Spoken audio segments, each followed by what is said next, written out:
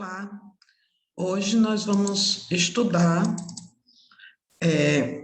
o capítulo 9, Roma Antiga, dando continuidade, né? A construção do Império. Hoje veremos a segunda aula. Aqui vocês estão vendo a figura, né, da lenda que eu falei na aula passada sobre Roma. Aqui, Rômulo e Rêmulo, né, sendo alimentados por uma loba. Vamos ver sobre república. Essa palavra, ela vem do latim res publica. O que significa? Coisa de todos, pertence a todos. Bom, ela é um pouco diferente de monarquia, certo? A república é um comando da sociedade que não seria de uma única pessoa, mas sim de um conjunto mais amplo dela.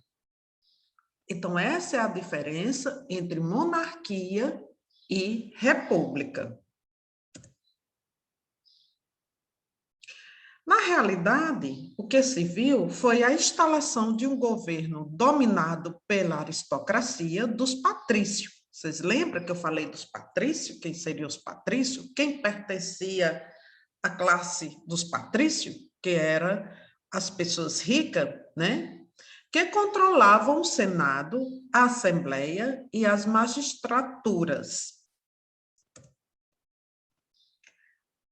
Posteriormente, os plebeus também foram conquistando direitos políticos, né? Não ficou só na aristocracia. Aos poucos, a população mais pobre começou a ter voz, começou a lutar para ter direitos políticos. Então, a partir da República, aumentaram os territórios conquistados por Roma. Roma passou a crescer cada vez mais. Nesse período, a divisão social entre o grupo de pessoas livres e o de escravos aumentou. Entre os livres estavam os cidadãos, que eram os patrícios, plebeus e clientes romanos. Além deles, podemos distinguir o grupo dos não-cidadãos. Quem formava esse grupo dos não-cidadãos? Eram escravos e os estrangeiros livres. Eram essas duas categorias que formavam não-cidadãos. Eram os escravos e os estrangeiros livres. Os escravos, em geral, eram pessoas que não haviam conseguido pagar suas dívidas ou eram prisioneiros de guerra. Já tinha falado isso para vocês, né? Como é os prisioneiros de guerra? Geralmente, quando eles conquistavam território, aquela população se tornava escravos. Exerciam os mais diversos tipos de trabalho, como agricultores, artesãos, capatazes, carpinteiros, entre outros. Logo no início da República, os plebeus eram excluídos do governo. Mas lembra que eu falei há pouco? Essa população, os plebeus, eles começaram a conquistar o direito de governar.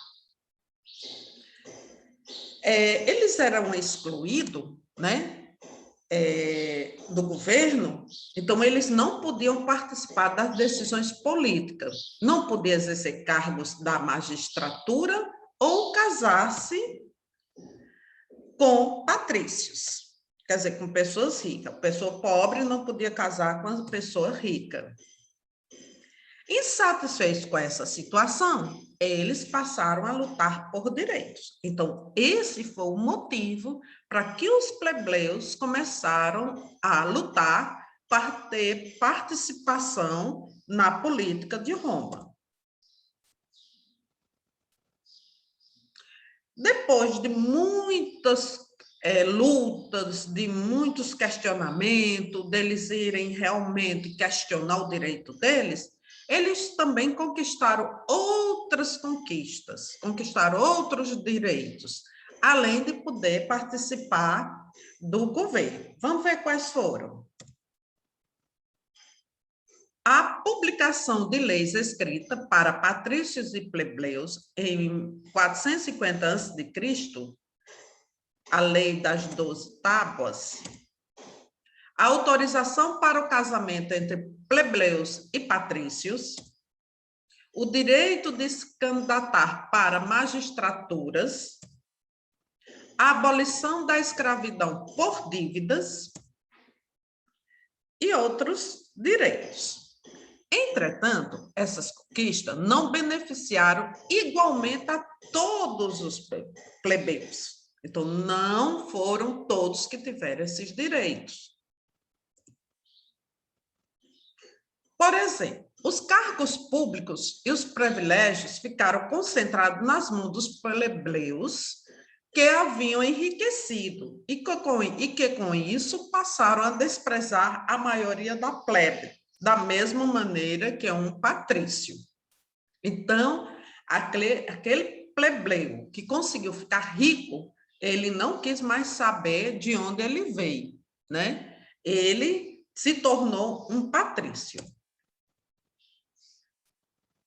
Então, durante a República, os romanos participaram de várias guerras para defender e ampliar seu poder, território e riqueza. Então, o objetivo dessas guerras era para ampliar o seu poder, para eles ficarem com mais poder, o território de Roma e ter mais recurso. Depois que eles conquistaram a península, Roma enfrentou Cartago, uma próspera cidade no norte da África, que estava em plena expansão comercial. Então, essa cidade, Cartago, que fica na África, né, pertence ao continente africano, Roma chegou lá e conquistou. Por que ela teve interesse? Porque Cartago estava crescendo muito, né, expandindo comercialmente, economicamente. Esses confrontos foram chamados de guerras púnicas e ocorreu entre 264 a.C. e 146 a.C. Então, essas batalhas foram longas e violentas, sacrificando ambos os povos em combate. Então, essa guerra morreu muita gente, tanto africano como romano. Ao final de 146 a.C., os romanos derrotaram os cartaginenses. Então, Roma ganhou essa guerra. Além disso, né, depois, ao longo dos séculos, o exército romano lutou contra macedônios, gregos, gauleses e egípcios. Então, eles se fortificaram e disse, agora nós vamos ampliar mais nosso território. Foram lá nessas cidades e conseguiram conquistá-las. Então, essas cidades, Macedônia, Grécia, né, gauleses e o Egito, se tornaram províncias de Roma. E tudo isso provocou o quê? Mudança na sociedade romana, porque juntou povos de várias culturas e de vários locais. Outra coisa que os romanos passaram a dominar foi o mar Mediterrâneo, né? E passou a chamá-lo de Mare Nostrum, que significa nosso mar, né? Então, os romanos, ele dominou o mar Mediterrâneo de uma forma que disse esse mar agora é nosso. Então, por meio desse mar, por meio do mar Mediterrâneo, ocorreram trocas culturais intensas de produtos, saberes e valores entre África, Europa e Oriente Médio. Então, nesse mar, navegaram pequenos barcos e grandes navios de mercadores, que transportava até mesmo pessoas escravizadas. Então, o mar realmente se tornou praticamente uma via para o comércio.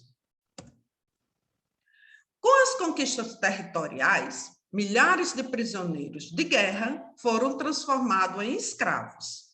E a escravidão tornou-se uma das bases da economia romana, fornecendo mão de obra para os mais diversos trabalhos na agricultura, artesanato, comércio e nos serviços em geral. Então, assim, nesse momento, como eles conquistaram os vários territórios e essas pessoas se tornou escravo, então o que estava realmente dando muito dinheiro era a escravidão. Apesar disso, isso não significou que a eliminação do trabalho livre, né? Apesar do predomínio da escravidão, isso não significou a eliminação do trabalho livre. Por exemplo, os escravos se revoltaram e saquearam a Sicília, isso em 136 a.C. e 132 a.C. Isso é um exemplo que ele está dando, né, com relação que a escravidão não eliminou o trabalho livre. Depois, em 73 a.C., um exército de quase 80 mil escravos, liderado por Espartaco, ameaçou a elite romana por cerca de 2 anos, tá? Você vê que os escravos também não se renderam assim facilmente, não. Esse líder deles, Espartaco, lutou e ameaçou Roma por 2 anos. A repressão aos escravos rebeldes foi dura e cruel. Significa o quê? Que foi muito violenta. Espartaco morreu durante os confrontos com as forças romanas e 6.000 de seus combatentes foram capturados e crucificados ao longo da Via Ápia, para servir de exemplo, para que nunca mais esses escravos pudessem se revoltar. Era como se fosse assim um exemplo que Roma ia dar para aqueles que quisessem se rebelar contra Roma. As guerras de conquista territorial aprofundaram as desigualdades sociais em Roma, né? Então, os territórios que eles começaram a conquistar, isso começou a mexer na sociedade de Roma. De modo geral, a elite romana se beneficiou com os conflitos, pois aumentou seu patrimônio em termos de terra, escravos e metais preciosos, né? Isso mostra que a aristocracia passou a ficar cada vez mais rica. Por quê? Porque o patrimônio deles aumentaram, não só na terra, como nos escravos e nos metais preciosos. Ao contrário da elite, a maioria da população ficava o quê? Cada vez mais pobre. Muitos soldados plebeus, por exemplo, ficaram sem trabalho e sem terra depois que retornavam das batalhas, né? Então, eles não tinham mais nem terras, né? Nem tinham como sobreviver. E isso foi ficando cada vez mais tenso em Roma. Os plebeus pobres faziam exigências e os patrícios recusavam-se a negociar. Os patrícios se tornaram o quê? Muito poderosos e disse, não, aqui a gente tem muito dinheiro, tem um grande exército, os plebeus não vai ter vez. Aí, em 133 a.C., Tibério Graco fez as primeiras propostas. Limitar o tamanho dos latifúndios, que eram as grandes propriedades rurais, e distribuir terras e trigo aos plebeus. Os patrícios derrotaram o projeto de reforma agrária no Senado, e Tibério foi morto por seus opositores. Só esse cara aqui está querendo tomar nossas terras para dar essa população pobre. Isso foi o que pensou, né, a elite. Então, resolveram acabar com esse projeto dele e matá-lo. 10 anos depois, Caio Graco retomou os projetos do irmão Tibério. Caio Graco era irmão de Tibério. 10 anos depois da morte dele, disse, não, agora eu vou colocar o projeto do meu irmão em ação. Conseguiu alguns avanços, quer dizer, conseguiu alguma coisa, como a distribuição de trigo para a população a preços baixos. No entanto, a oposição do Senado levou à anulação de suas conquistas ao final de seu mandato. Disse, não, esse cara aqui está querendo fazer muita coisa, vamos cortar as asinhas dele, não vamos deixar ele conquistar muita coisa para a população pobre, não, senão a gente vai terminar perdendo o domínio e o poder sobre essa população. Caio morreu em função de confrontos com seus opositores, do jeito do irmão dele. As reformas sociais fracassaram e a República entrou em um período de turbulências sociais. Com as tensões em Roma, quer dizer, os conflitos lá em Roma, o Senado perdeu poderes para os militares. O processo começou em 59 a.C., quando os senadores nomearam 3 chefes militares. Vamos ver quem eram eles. Júlio César, Crasso e Pompeu, para formar uma espécie de governo, o primeiro triunvirato, né? Então, resolveram, né, pegar essas 3 pessoas, que eram chefes militares, Júlio César e Crasso, Júlio César, Crasso e Pompeu, para formar uma espécie de governo. Logo vieram as disputas entre os 3 chefes militares, para você ver, né? Até entre eles tentavam um querer mandar mais do que o outro. Vitorioso, Júlio César assumiu o controle do poder com grande popularidade. Durante o governo dele, foram feitas obras públicas, reorganizou-se o governo, distribuíram-se terras aos cidadãos com famílias maiores, entre outras medidas. Então, Júlio César, que ganhou, né, entre a disputa dos 3, foi ele que ganhou, né, ele reorganizou o governo. E nessa reorganização, ele distribuiu terra aos cidadãos. Com essas realizações, César tornou-se tão poderoso que muitos patrícios se uniram contra ele. Não, esse cara está ganhando muito poder. Vamos ver o que é que a gente pode fazer para tirar ele desse patamar que ele está. Então, um grupo de senadores, liderado por Bruto e Cássio, acusou César de querer acabar com a República e o matou. Então, diante da crise, Marco Antônio, apoiado pelos plebeus, Otávio, sobrinho e herdeiro de César, e Lépido aliaram-se para formar o segundo triunvirato, né? Então, se juntou eles 3 e disse, olha, nós vamos nos reunir para a gente ver o que é que a gente pode fazer pelo governo de Roma. A princípio, quer dizer, no início, eles se uniram para combater os senadores que conspiraram contra César, que eles que mataram César. Mas depois da vingança, os 3 dividiram os territórios romanos. Diz, pronto, agora nós vamos dividir aqui Roma para cada um ficar com uma parte. Otávio ficou com as províncias do Oriente, Lépido com o norte da África e Marco Antônio com o Oriente.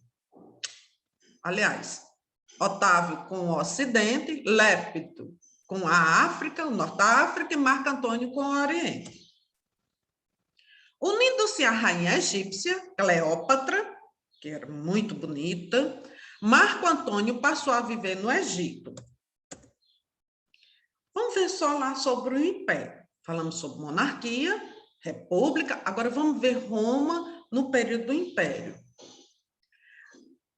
Quando Otávio assumiu o governo, acumulou poderes e título, como o de Augusto, que significa divino ou sagrado, e o de imperador. Reduziu o poder do Senado e passou a nomear pessoas de sua confiança para os cargos mais importantes de Roma, que era uma forma dele poder ter o domínio. O império é uma forma de governo monárquico, na qual um poder centralizado controla um amplo território e uma numerosa população. Isso é o que significa império. Nessa forma de governo, o imperador é a autoridade máxima, atuando como chefe militar, administrativo e religioso. Então, ele praticamente é parecido com um rei, né?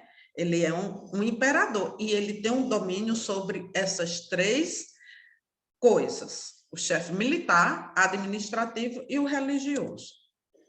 Os imperadores acumularam muito poder, mas também tinha que dialogar, quer dizer, conversar e manter um bom relacionamento com diversos grupos sociais.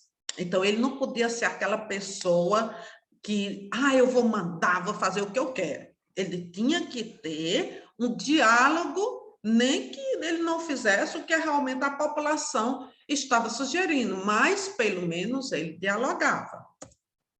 Então, durante os 2 primeiros séculos do Império, a economia romana teve um grande desenvolvimento, porque havia esse diálogo. As províncias romanas realizavam comércio entre si, mas o principal destino dos produtos era Roma. Entre os produtos comercializados estavam cereais, ouro, prata, azeite de oliva, mármore, cavalos e tecidos. Era o que mais se negociava no comércio de Roma. São várias as causas que estimularam o desenvolvimento da economia romana, especialmente o comércio. Então, não foi só uma coisa, foram várias. Vamos ver quais foram. Entre elas, destacaram-se a existência de uma moeda comum, que era o denário. Então, assim, toda Roma teria apenas um dinheiro, uma moeda, que era o denário. A aplicação do direito romano e a construção de estruturação de estradas, pontes e portos ligados a diversas regiões do Império. Isso também contribuiu para que o comércio pudesse desenvolver.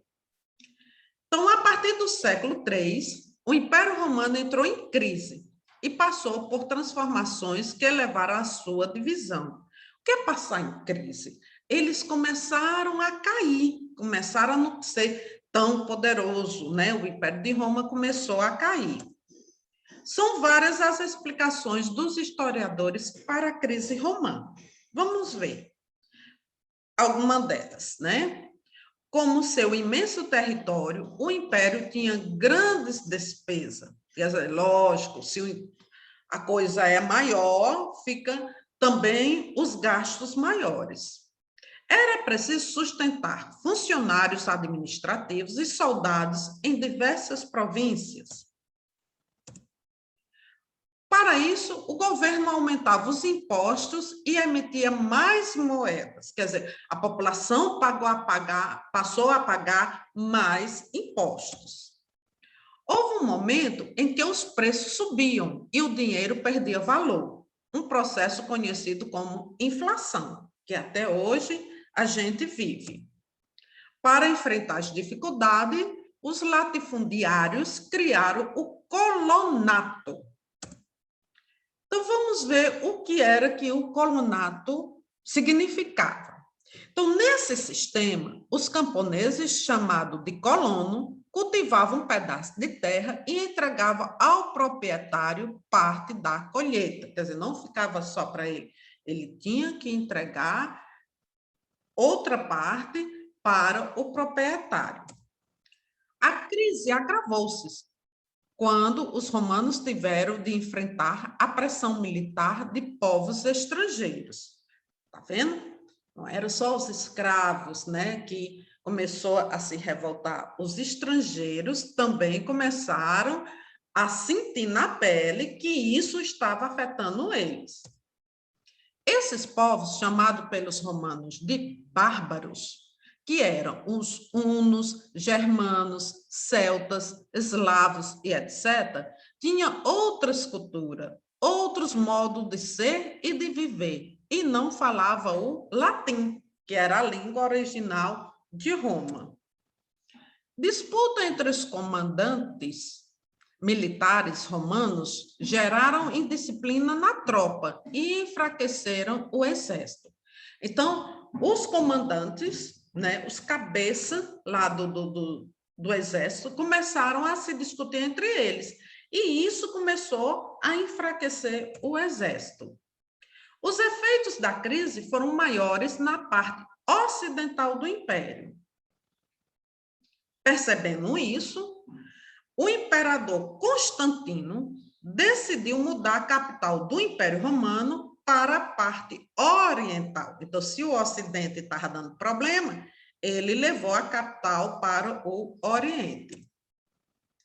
Assim, ele mandou remodelar a cidade de Bizâncio, que hoje é a Turquia, que passou a ser chamada de Constantinopla, cidade de Constantino. Anos mais tarde, o Império Romano foi dividido em duas grandes partes. Vamos ver quais foram. Império do Ocidente, que a capital ficou em Roma. Império do Oriente, que a capital ficou em Constantinopla. Com o aumento dos ataques externos, né? Os ataques que vinham de outras regiões que não eram o território romano, no ano de 476, ocorreu a queda do Império Romano do Ocidente, onde a capital era Roma. Já o Império Romano do Oriente, que a capital era Constantinopla, transformou-se e sobreviveu por mais de 1000 anos. Gente, é muitos anos, né não? Até 1453, quando os turcos conquistaram Constantinopla. Nisso, nós damos fim do capítulo 9, Roma Antiga, a construção de um império. Bons estudos!